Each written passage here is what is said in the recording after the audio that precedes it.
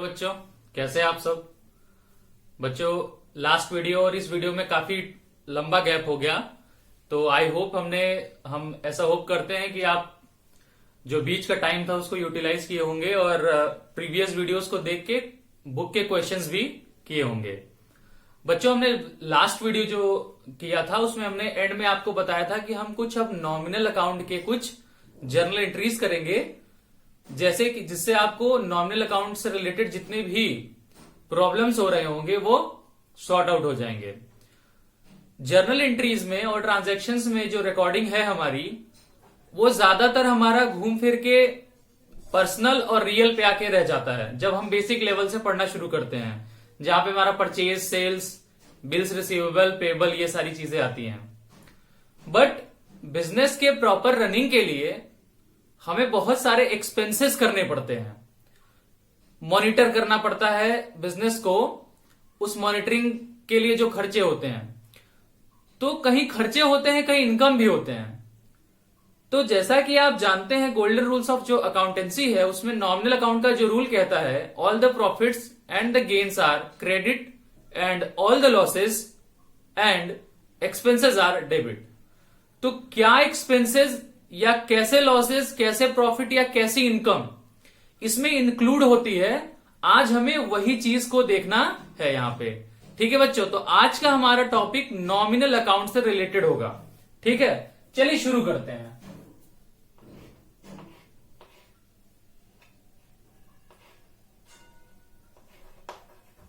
Nominal account.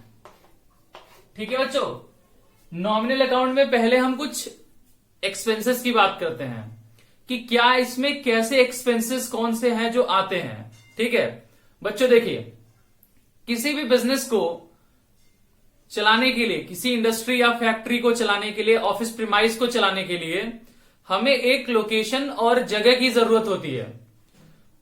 अगर हमारे पास वो सेल्फ ओन्ड है तब तो बहुत अच्छी बात है, अदरवाइज हमें क्या करना पड़ता है, हमें वो प्रीमाइस को रेंट पे लेना पड़ता है। तो रेंट एक उसका एक्सपेंस हो गया जो कि बिजनेस के ही खर्च में से आता है। देखिए बच्चों, जो खर्चा सिर्फ बिजनेस के रनिंग के लिए ही होगा and for the betterment of the business, वही नॉमिनल अकाउंट का पार्ट होगा। जैसे कि रेंट हो गया, ठीक है, सैलरी हो गई। अब सैलरी, बहुत सारे लोगों को सैलरी इनकम लगती है, बिल्कुल सैलरी इनकम है, बट हमारा जो पॉइंट ऑफ व्यू है यहां पे, हम यहां पे एम्प्लॉय नहीं है, हम यहां पे एम्प्लॉयर हैं। यानी कि हम अपने फर्म में, कंपनी में, फैक्ट्री में लोगों को काम देते हैं, ना कि उनसे उनका काम हम करते हैं। ठीक है, तो हम उनको काम देते हैं, तो जब हम उनको काम देंगे तो उनको सैलरी भी देंगे। ठीक है, उनसे काम करवा के हम उनको सैलरी देंगे, तो वो सैलरी उनके लिए तो इनकम है, लेकिन हमारे लिए क्या है, एक्सपेंस है। ठीक है, ऐसे कुछ एग्जांपल में अगला हम बताएं आपको, कमीशन। कमीशन, कुछ लोग ब्रोकरेज का काम करते हैं। ब्रोकरेज भी एक अलग टर्म है, लेकिन दोनों अभी तक आप एक तरीके से रिलेट करके समझ रहे होंगे। ब्रोकरेज, कुछ लोग ब्रोकरेज का काम करते हैं, वो दो म्यूचुअल एक्सक्लूसिव पार्टीज को, जो अलग अलग जगह पे स्टैंड करती हैं, दो म्यूचुअली एक्सक्लूसिव पार्टीज को मिलाती हैं और उनके बीच में जो उन दोनों के फायदे की कोई डील होती है, या कोई ट्रांसफर हो गया, कोई सेल हो गया, ये सारी चीजें वो करवाते हैं। उसमें वो कुछ सर्टेन परसेंटेज लेते हैं अपने ब्रोकरेज का, वो ब्रोकर कहे जाते हैं। और कुछ ऐसे ही काम कमीशन में भी होता है, जहां पे कि काम के बदले कमीशन मिलता है या हम देते हैं। ठीक है, तो हमारे तीन अभी आपके सामने हो गए, चार: रेंट, कमीशन, ब्रोकरेज और सैलरी। सैलरी आ गई बच्चों, तो बिल्कुल उसी तरीके से हमारे पास वेजेस भी होता है। वेजेस क्या है? वेजेस, हम जब किसी शॉर्ट टर्म के लिए कोई स्पेसिफिक काम किसी को देते हैं, तो उसको क्या कहा जाता है? मजदूर, लेबर, वो पर्सन क्या कहा जाएगा, लेबर। ठीक है। अब ऐसे सिचुएशन में जब लेबर काम करता है हमारे यहां, तो उसको जो भी हम पेमेंट करते हैं, या ऐसे कह लें जो भी उसकी रेम्यूनरेशन होती है, जो भी उसकी रेम्यूनरेशन यानी कि उसके काम करने का जो पेमेंट होता है, उसको हम क्या कहते हैं, वेज कहते हैं, वेजेस कहते हैं। ठीक है, समझ में आया बच्चों। और आगे हमारे कुछ और भी हैं, उसको हम एक एक करके डिस्कस करेंगे। पहले हम कुछ एक दो जर्नल एंट्रीज लेते हैं। ठीक है बच्चों, तो चलिए शुरू करते हैं। चलिए बच्चों, अब हम शुरू करते हैं। तो सबसे पहले हम एक छोटी सी जर्नल एंट्री लेते हैं, जहां पे हमारा एक छोटा सा क्वेश्चन बनेगा, सैलरी पेड ₹10,000। ठीक है बच्चों, सैलरी पेड ₹10,000। एकदम इजी लैंग्वेज में हमें इसे समझना है। यहां पे क्या हो रहा है कि हम सैलरी दे रहे हैं अपने एम्प्लॉय को। ठीक है बच्चों, तो ऐसे सिचुएशन में सैलरी हमारे लिए क्या होगा, एक एक्सपेंस होगा। क्या होगा बच्चों, हमारे लिए एक्सपेंस होगा। तो नॉमिनल अकाउंट का रूल क्या कहता है, all the expenses and the losses are debit and all the profit and gains are credit. तो यहां पे सैलरी क्या हो गया, एक्सपेंस हो गया। ठीक है बच्चों, चलिए अब मेरी बात को जरा ध्यान से समझिए। हम कहते हैं कि हमने सैलरी दिया, ठीक है। नेक्स्ट पॉइंट पे हमें एक चीज सोचने के लिए मिलती है कि सैलरी दिया तो ठीक, पर सैलरी में क्या दिया। तो क्या पता चलता है बच्चों कि सैलरी में हमने क्या दिया, पैसा दिया, कैश दिया। ठीक है, तो बहुत सारे बच्चों को ऐसे डाउट हो जाता है कि जो सैलरी पे कर रहे हैं उसे डेबिट हमें नहीं करना है, हमें डेबिट क्या करना है, कैश। लेकिन ऐसा नहीं है। हमें क्या करना होता है कि जिस भी नाम से जो भी आइटम होगा एक्सपेंसेस का या इनकम का, हमें उसी नाम से उसे डेबिट या क्रेडिट करना है।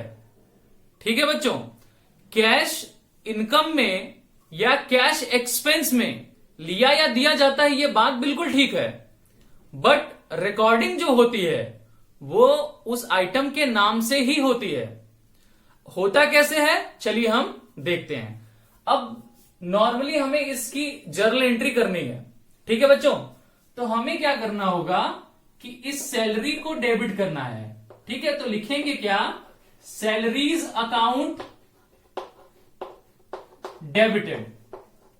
ठीक है बच्चों, बहुत सारे बच्चों को ऐसा डाउट होता है मन में कि ये सर ये तो सैलरी है, तो हमने सैलरीज क्यों लिखा। एक्चुअली बच्चों क्या होता है कि एक फर्म बहुत सारे वर्कर्स को, बहुत सारे एम्प्लॉयज को सैलरी देती है, तो ये उसको टाइटल सैलरीज ही लिखते हैं। इनके पास कोई एक वर्कर नहीं है। ठीक है, लेकिन हम यहां पे किसी एक वर्कर की बात कर रहे हैं, तो उसके लिए कोई अलग से तो अकाउंटिंग ट्रीटमेंट करेगी नहीं कंपनी, तो इसलिए यहां पे सैलरीज लिखा जाता है। जैसे एक मजदूर को दिया जाने वाला मजदूरी वेज कहा जाता है, लेकिन उसको भी हम वेजेस नाम से दिखाते हैं। ठीक है बच्चों, चलिए सैलरीज अकाउंट डेबिटेड।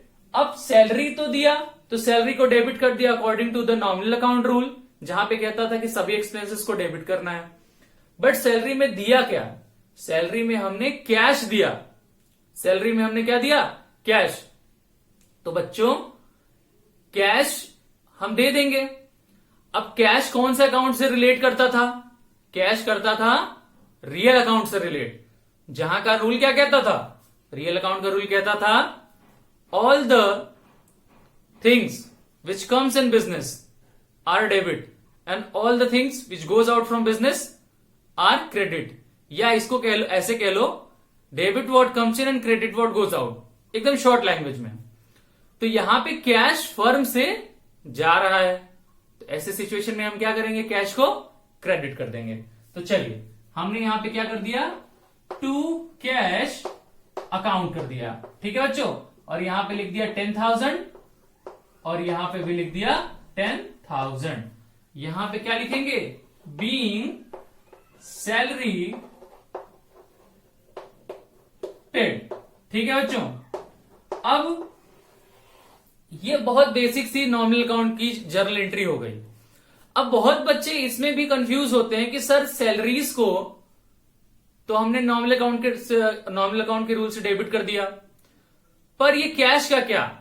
देखिए बच्चों, ऐसा बहुत रेयर केस है जहां पे कि एक ही टाइप के अकाउंट दोनों साइड को सेटिस्फाई करते हो। मेरे कहने का क्या मतलब है, ऐसा बहुत कम मिलेगा आपको कि सैलरी जैसे यहां पे डेबिट में है, ठीक है, कौन से रूल से? नॉमिनल अकाउंट के रूल से। तो ऐसे ही आपको क्रेडिट में भी नॉमिनल अकाउंट का ही रूल मिले, ऐसा बहुत कम होता है। तो इसलिए अभी तक हमने स्टेप बाय स्टेप तीनों अकाउंट्स पढ़े हैं, बट अब आपको समराइज करके क्वेश्चंस लगाने पड़ेंगे। मतलब क्या है मेरा? मतलब यह है कि सारे अकाउंट्स के रूल्स आप अच्छे से याद रखें, चाहे तो एक छोटे से शीट पे बना के अपने सामने रखें ताकि वो बार बार आपको रिकॉल होता रहे, तभी जाके आप उसकी अच्छी प्रैक्टिस कर पाएंगे। ठीक है, चलिए, तो ये तो रही सैलरी स्प्रेड की बात। मैं इसमें छोटा सा चेंज करता हूं और मैं सैलरी को हटा के यहां पे सिर्फ एक चीज कर देता हूं जो कि है रेंट। ठीक है बच्चों, रेंट। अब क्या करना है? अब यही एक्सपेंस सैलरी जो थी वो अब रेंट हो गया है, तो ऐसे केस में क्या करना है? सिर्फ सैलरी को हटा के रेंट रख देना है, क्योंकि रेंट भी हमारा एक एक्सपेंस है। ठीक है बच्चों, क्या है? सैलरी की जगह हमारा रेंट।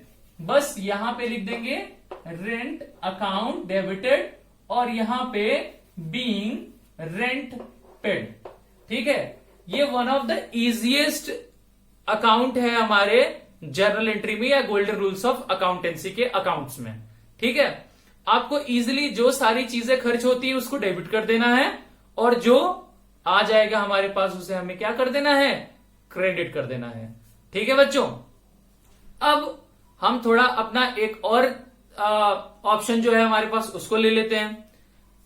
हमारे पास हमने रेंट को भी हटा के सिर्फ ऐसे लिख दिया वेजेस, यानी कि लेबर्स को पैसा दिया, फिर कुछ नहीं करना है, फिर ये रेंट हट जाएगा और यहां पे वेजेस आ जाएगा। तो आपको इससे एक आइडिया लग रहा होगा कि ये बहुत इजी है और हमें यहां रेंट की जगह भी वेजेस लिखना होगा। ठीक है बच्चों, तो ये बहुत आराम से पढ़ने वाली चीज है और बहुत इजी कॉन्सेप्ट है। ठीक है, अब अगर हम इसमें एक एक चीज ऐड करते जाएं, जैसे कमीशन ऐड कर दिया हमने, ब्रोकरेज, ठीक है, उसके बाद हमारा सैलरी हो गया, वेजेस हो गया, ब्रोकरेज हो गया, कमीशन हो गया, और मैंने डिस्काउंट बताया था। इस तरीके की जो सारी की सारी चीजें हैं वो नॉमिनल अकाउंट की चीजें हैं। तो आपको कुछ नहीं करना है, सिर्फ एक एक, अगर मैं यहां पे ब्रोकरेज पेड लिख दूं तो सिर्फ ब्रोकरेज आ जाएगा, कमीशन पेड लिख दूं तो कमीशन आ जाएगा।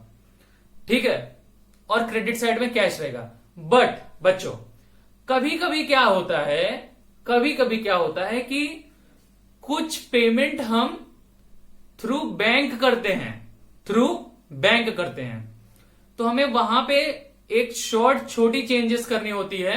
यहां पे कैश की जगह बैंक अकाउंट लिखना होता है। हम इसके लिए एक डेडिकेटेड अलग वीडियो बनाएंगे जहां पे हम बैंक से रिलेटेड ट्रांजैक्शंस आपको बताएंगे। ठीक है, तो आप उसके लिए नेक्स्ट वीडियो तक का वेट करिए। फिलहाल हमें यहां पे कैश के साथ स्टिक रहना है। तो बच्चों, ये तो रही हमारी वो एंट्रीज जहां पे कि हमें पे करना था, जो हमारी एक्सपेंसेस थी। अब हम नेक्स्ट टाइप का क्वेश्चन लेते हैं जहां पे हम रिसीव करेंगे। क्या? रेंट हो गया, कमीशन हो गया, ब्रोकरेज हो गया, या हमारा सैलरी रिसीव कर रहे हैं। Suppose I am a person working in a firm, तो वहां से जो सैलरी, इस तरीके की जो चीजें आएंगी, अब हम उसको देखेंगे। ठीक है बच्चों, चलिए,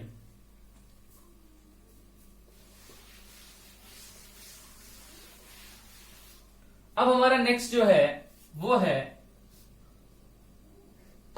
रेंट रिसीव। आपको ये क्वेश्चन लंबे चौड़े तरीके से घुमा के भी लिखा जा सकता है कि mister A rented a house from mister B and he paid rupees इतना उतना, समझ रहे हो? तो लैंग्वेज आपको लंबा खींच सकता है, बट इसका जो ऑल एंड ऑल क्वेश्चन का जो कंटेंट है वो यही है कि रेंट का पेमेंट हुआ है। ठीक है, तो आप उसको एनालाइज करना सीखिए। आपको मैंने हर तरीके से क्वेश्चंस बताए हैं पास्ट वीडियोस में, तो आप वहां से हेल्प भी ले सकते हैं। Rent received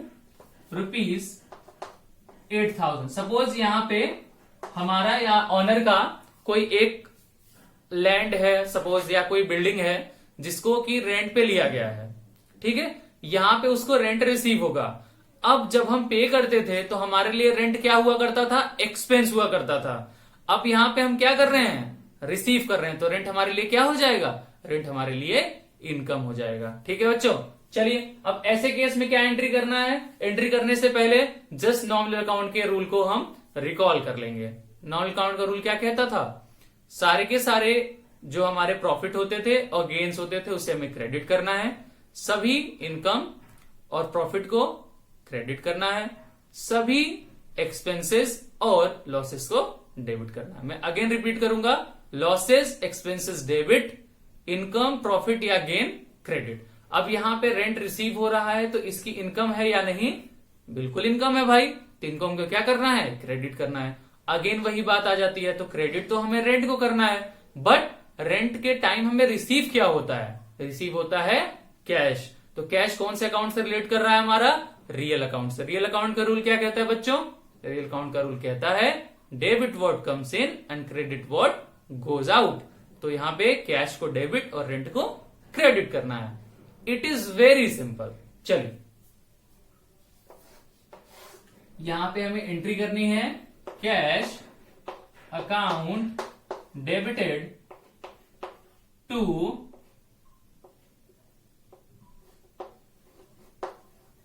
rent account.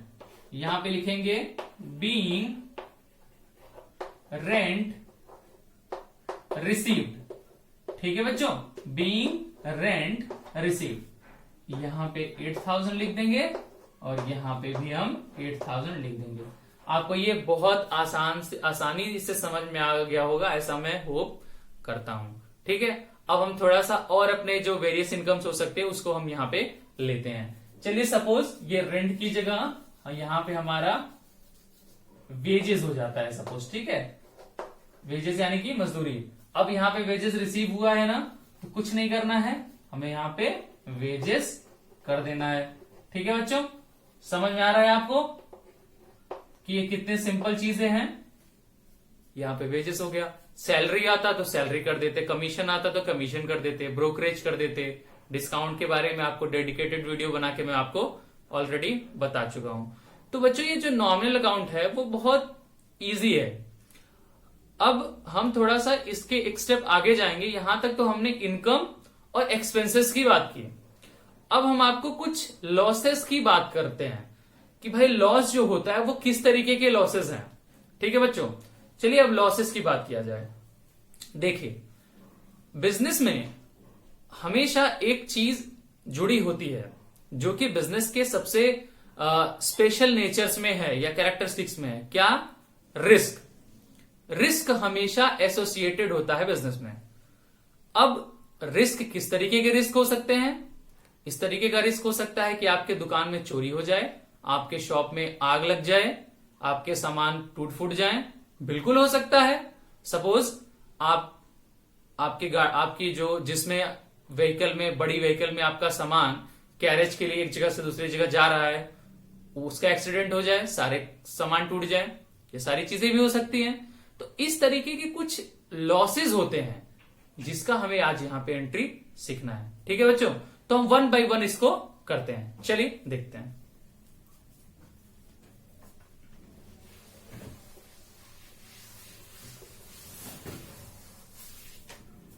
तो बच्चों जो सबसे पहला हमारा होगा, सबसे पहला उसके बारे में हम जरा देखते हैं। पहला सपोज हमने यहां पे ले लिया लॉस बाय फायर।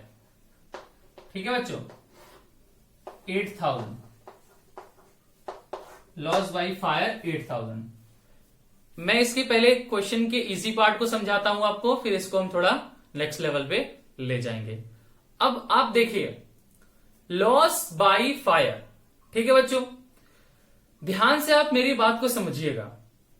यहां पे क्या हो रहा है कि कोई सामान है हमारा, वो जल गया और जल के उसकी वैल्यू सपोज 8000 की ही खराब हो गई। कितने? 8000 की वैल्यू खराब हो गई। अब क्या होगा कि हमें उसको कैलकुलेट करना पड़ेगा, भाई कितना लॉस हुआ, तो पता क्या चला 8000 का लॉस हुआ।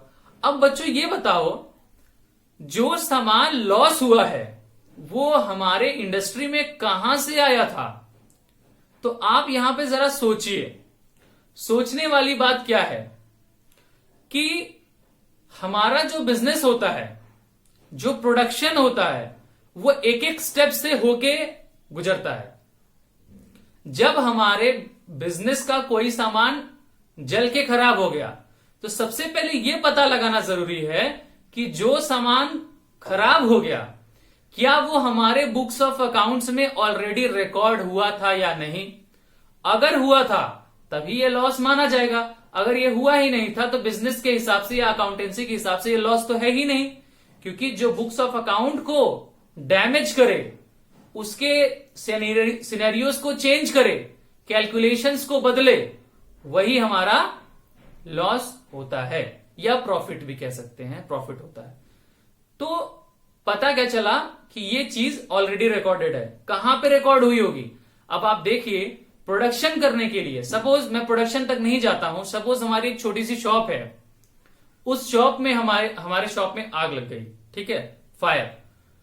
वो सामान जो हमारे बिजनेस में रखा हुआ था, शॉप में रखा हुआ था, वो कहां से आया था? हमने उसको क्या किया था?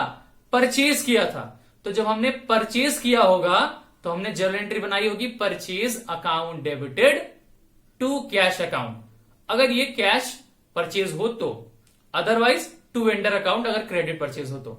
ठीक है बच्चों, तो जो सामान रिकॉर्ड हुआ है वो रिकॉर्ड हुआ है in the name of purchase account, purchase account में रिकॉर्ड हुआ है।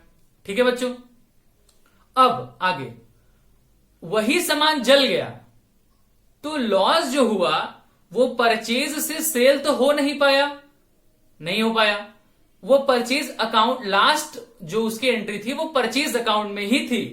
तो अब जब लॉस हुआ है आग लगने से तो यही माना जाएगा कि परचेज अकाउंट की चीज में से 8000 का सामान जल के खराब हो गया, तो लॉस कहां से कवर किया जाएगा या कहां पे किस अकाउंट के लिए शो किया जाएगा। यहां पे मैं कवर की बात को आप इग्नोर करिए, जो मैंने कवर कहा, मेरे कहने का यहां पे ये मतलब था कि वो कौन से अकाउंट से रिलेट करेगा, वो अकाउंट होगा परचेज अकाउंट। ठीक है बच्चों, मैं इसकी बेटर क्लैरिटी के लिए आपको थोड़ा सा समझा देता हूं। सपोज यहां पे तो ये हो गया, ये जब सामान खरीदा गया होगा सपोज, तो कुछ इस तरीके से रहा होगा, कैश परचेज सपोज एंट्री रही होगी, 8000 का सामान सपोज खराब हुआ है, 20,000 का सामान हमने खरीदा था, जिसमें से आउट ऑफ 20,000 8,000 का सामान खराब हो गया। ठीक है बच्चों, तो इसकी एंट्री क्या की गई होगी? इसकी एंट्री की गई होगी purchase account debited to cash account, ये एंट्री की गई होगी बच्चों। इसी 20,000 के परचेज में से 8,000 का सामान खराब हो गया। ठीक है बच्चों, उसके बारे में हम यहां पे बात करते हैं। चलिए, अब लॉस हुआ है तो लॉस ऑलवेज डेबिट होगा, नॉमिनल अकाउंट का रूल कहता है। लेकिन लॉस के आगे हमें यहां पे एक एक्सप्लेनेशन भी दिया गया है कि लॉस फायर की वजह से हुआ है, तो हमें फायर को भी यहां पे शो करना है। तो क्या एंट्री करेंगे यहां पे बच्चों? हम लिखेंगे loss of goods by fire account debited. आप चाहे इसको ना तो लॉस बाई फायर भी लिख सकते हैं, कोई दिक्कत की बात नहीं है। तो हम यहां पे loss of goods by fire लिख दे रहे हैं। यहां पे आई थिंक छोटा हो गया तो आपको दिख नहीं रहा होगा, तो मैं इसे थोड़ा हटा के ढंग से करता हूं। चलिए, मैं यहां पे लॉस बाई फायर ही कर दे रहा हूं, लॉस बाई फायर। आप इसको loss caused by fire, lost happen due to fire, आप कुछ भी लिख सकते हैं, that doesn't matter. Loss by fire account debited to purchase account, to purchase account, being goods lost by fire. आप इसको लॉस्ट बाय फायर अकाउंट भी लिख सकते थे, कोई दिक्कत की बात नहीं थी। बस आपका ऐसा, इसके लिए कोई स्टैंडर्ड नहीं है कि आपको कैसे ही लिखना है, कुछ ऐसा रूल नहीं है। आप ऐसे लिखिए कि आपको आपका जो क्वेश्चन है वो क्लियर करे कि आपने एंट्री किस चीज के लिए बनाई है। ठीक है बच्चों, तो इस तरीके से होता है। ये तो रही फायर की बात बच्चों। कभी कभी क्या होता है कि चोरी हो जाती है। सपोज जब चोरी होती है तो क्वेश्चन क्या बनता है, यहां पे लिखा जाता है लॉस्ट बाय थेफ्ट। ठीक है, या ऐसे लिखा क्वेश्चन लिख देता है कि सम रॉबर्स या some thieves stolen goods of value ₹8,000। तो आपको उस तरीके से यहां पे चोरी हो गया है सामान का, तो फिर भी सोर्स क्या है, परचेज ही है। यहां पे कुछ नहीं अलग होता है, यहां पे लॉस बाय थेफ्ट लिख दिया जाता है, लॉस बाय थेफ्ट। ठीक है, lost by theft account debited to purchase account. ठीक है, यहां पे being goods lost by theft लिख देंगे। ठीक है, या स्टोलन भी लिख सकते हैं, ऐसा रहे कि एक्सप्लेन करें। कुछ इस तरीके से भी होता है। ठीक है बच्चों, तो ये फायर से भी लॉस होता है। कभी कभी क्या होता है कि सामान रास्ते में खराब हो जाता है, तो ऐसे केस में हम क्या करते हैं, ऐसे केस में कुछ नहीं करना होता है, यहां पे सिर्फ और सिर्फ लॉस इन ट्रांजिट आ जाता है। ये टर्म्स है बच्चों, कुछ अलग नहीं है, टर्म्स है। सामान रास्ते में खराब हो गया, loss in transit account debited to purchase account, क्योंकि जब सामान आपकी तरफ आ रहा था वो ऑलरेडी खरीदा जा चुका था, तभी तो आप ले आ रहे थे।